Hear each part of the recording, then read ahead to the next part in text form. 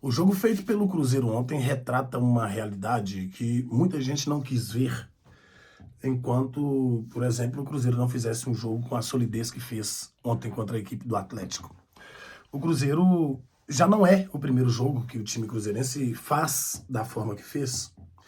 E só que, infelizmente, né, é muito em função do que é propiciado por parte da mídia, principalmente.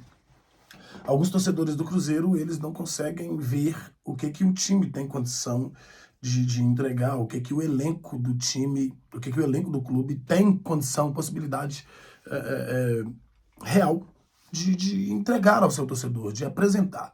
A gente acompanha bem de pertinho, né, o posicionamento dos torcedores, posicionamento midiático, posicionamento de influencers, de todas as partes, mas vocês sabem que eu falo de outros clubes também, então isso me obriga, imputa em mim a obrigatoriedade de estar próximo daquilo que de fato acontece no meio do futebol.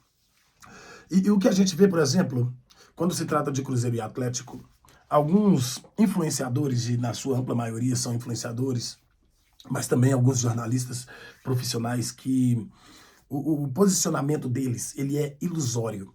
Como que funciona isso? Ele imputa na mentalidade do torcedor cruzeirense, isso o atleticano, tá? Ele imputa na mentalidade do torcedor cruzeirense uma grandeza que ela não existe no Atlético. Ele tenta, de alguma forma, obrigar psicologicamente o torcedor do Cruzeiro a ficar contra o Cruzeiro. É como se o Atlético fosse... Por exemplo, quando saiu o sorteio para a Copa do Brasil, das quartas de finais, quando saiu o sorteio, alguns influencers atleticanos, eles se posicionaram com uma veemência que colocou em dúvida a credibilidade que o time do Cruzeiro conquistou com o seu torcedor. Na realidade, só que aí, né, entra o estudo do comportamento humano, estudo comportamental. Eles entendem que eles não são maiores, eles sabem disso, não são maiores, eles sabem que não são melhores, eles sabem que o momento deles é ruim, institucionalmente é uma bagunça, e que do outro lado, tudo funciona muito bem hoje, uma engrenagem que tudo está ali encaixado no seu devido lugar. E aí, ele, utilizando de uma estratégia psíquica, ele consegue pegar o que tem dentro do Cruzeiro e colocar no Atlético. É uma atitude inteligente, só que ela não é verdadeira.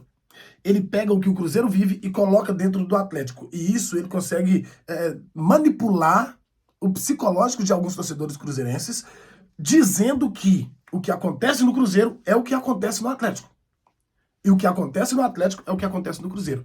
O Atlético mal na tabela de classificação, o Atlético classificando aí na frágil Copa Sul-Americana aos trancos e barrancos, passando na Copa do Brasil, mas passou do Flamengo, é verdade, passou do Flamengo, mas todo mundo viu a caminhada do Atlético até aqui, aos trancos e barrancos, com muita força, sem organização, um time que não sabe o que fazer com a bola.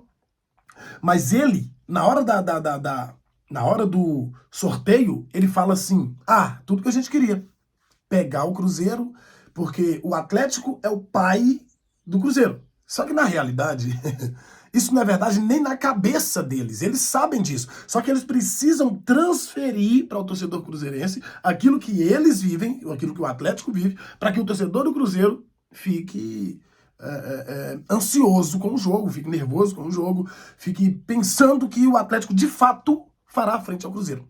Só que historicamente isso não é verdade, isso é histórico.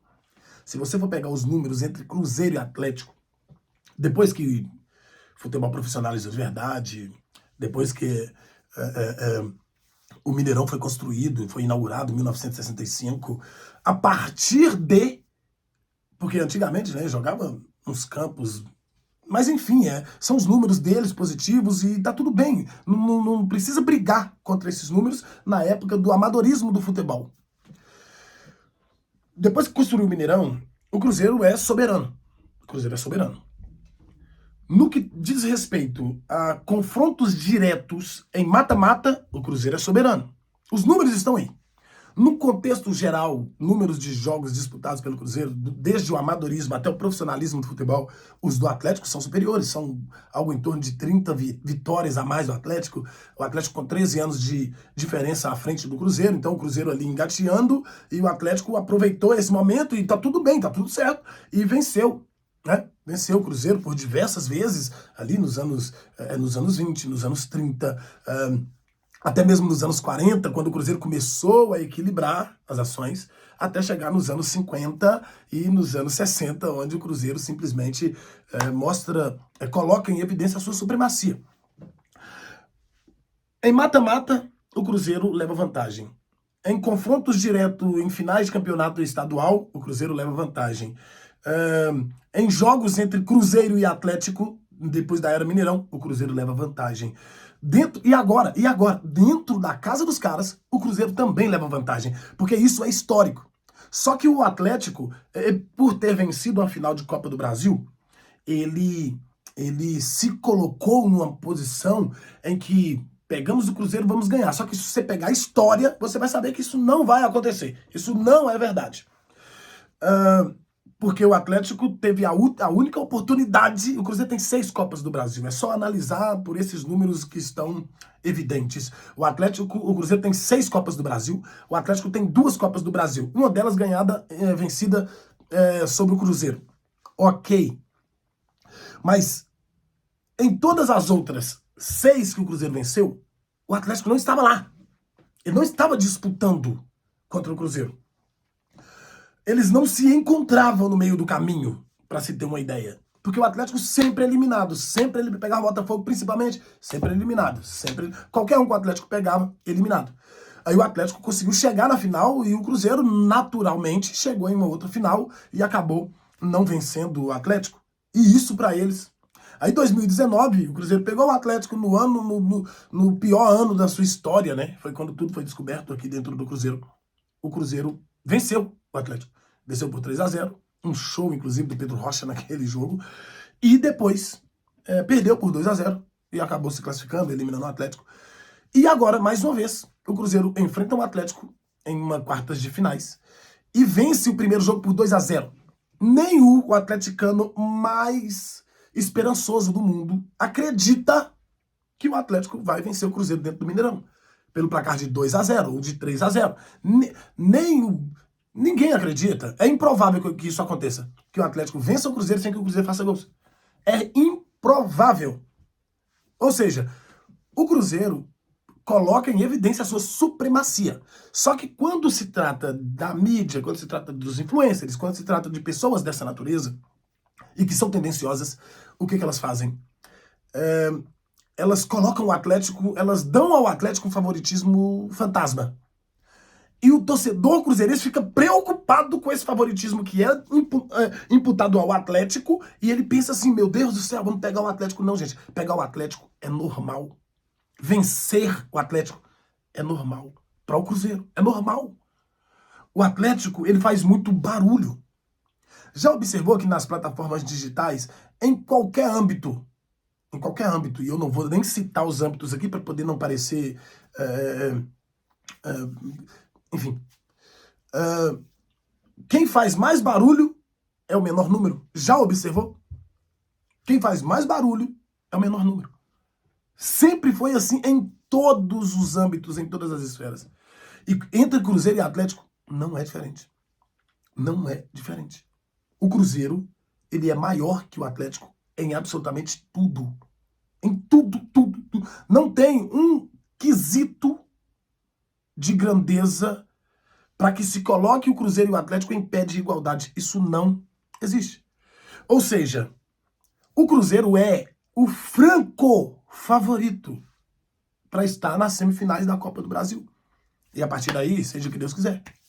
Mas para o Atlético, o Cruzeiro não sai. Para o Atlético Cruzeiro, a não ser que aconteça um fenômeno da natureza.